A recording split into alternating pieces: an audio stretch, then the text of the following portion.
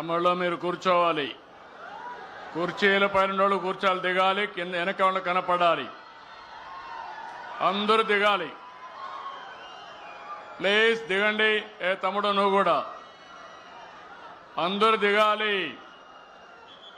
ఎవరైనా కుర్చీ ఎక్కితే వెనక వాళ్ళు కిందికి దించండి. వాళ్ళు కూడా తమ్ముళ్ళు కూడా ఏ తమ్ముడు నువ్వే, పెద్ద ఆయన కూడా దించండి. ఓకే నువ్వు కూడా రా, నీకేరా చెయ్యి మళ్ళీ దిగు. గౌరవ శాసనసభ్యులు, ఈరోజు చాలా రోజుల తర్వాత మళ్ళీ తెలుగుదేశం పార్టీ జెండాను ఎగరేసినటువంటి బ్రహ్మానందరెడ్డి గారు, గౌరవనీయులు, అందరితో సఖ్యతగా ఉండి ఈ ప్రాంత అభివృద్ధి ధ్యేయంగా పనిచేస్తున్నటువంటి గౌరవ పార్లమెంట్ సభ్యులు కృష్ణదేవరాయలు గారు,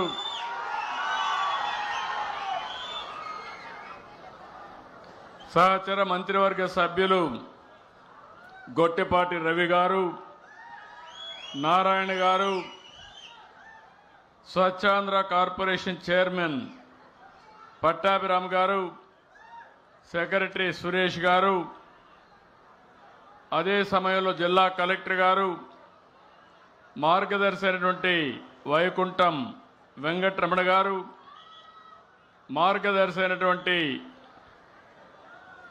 యాగంటి వెంకటేశ్వర గారు, వేదిక పైన బంగారు కుటుంబ సభ్యులందరూ చాలామంది వచ్చారు.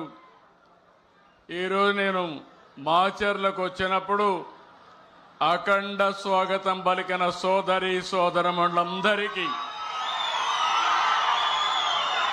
స్వాగతం, సుస్వాగతం. మీ ఉత్సాహం చూస్తే ఎప్పుడూ ఉత్సాహంగా ఉంటారు, కానీ ఈరోజు మాచర్లకు స్వతంత్రం వచ్చింది. అందరూ కూడా మీ ముఖాల్లో ఆనందం కనపడుస్తూ ఉంది. ఈ ఆనందం శాశ్వతంగా ఉండాలని కోరుకుంటున్నాను. నిలబెట్టే బాధ్యత మాచర్ల ప్రజానీకం, అవునా కాదా అని మిమ్మల్ని అడుగుతున్నా.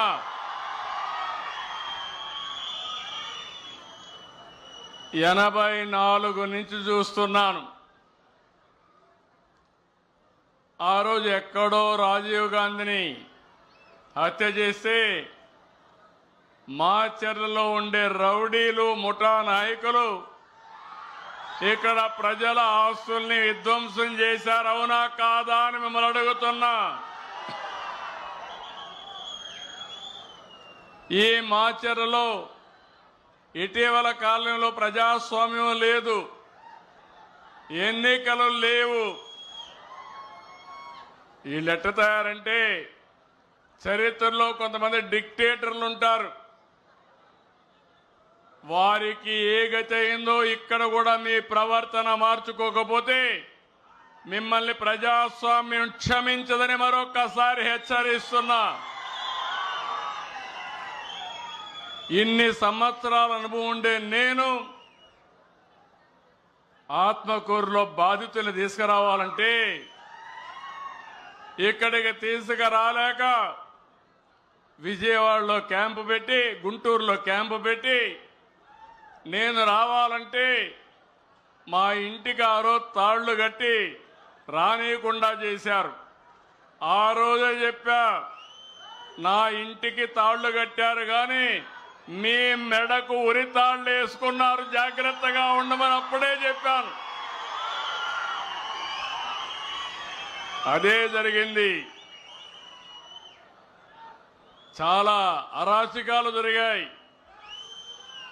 మున్సిపల్ ఎన్నికల్లో ఆ రోజు మన నాయకులు వస్తే వాళ్ళ మీద దాడి చేశారు. అందుకే నేను చెప్తున్నా, రాయలసీమలో ముఠాలు లేకుండా చేశాను. ఈ రోజు చెప్తున్న పల్నాడులో కబద్దార్ జాగ్రత్తగా ఉండండి. రౌడీజం చేసి నేరాలు ఘోరాలు చేసి నేను 14లో ముఖ్యమంత్రి కాదు 95లో ముఖ్యమంత్రిని. ఆ విషయమే చాలా సందర్భాల్లో చెప్పాను. మంచి కార్యక్రమాలకు రండి, ప్రజల అభిమానాన్ని పొందండి, నేరాలొద్దు, ఘోరాలు చేయొద్దండి, ప్రజలపైన దాడులు చేయొద్దండి. అవసరమైతే ప్రజల ఆస్తులకు రక్షణగా నిలబడదాం తప్ప ఒక విద్రోహ శక్తులుగా తయారు కావద్దని కోరుతున్నా.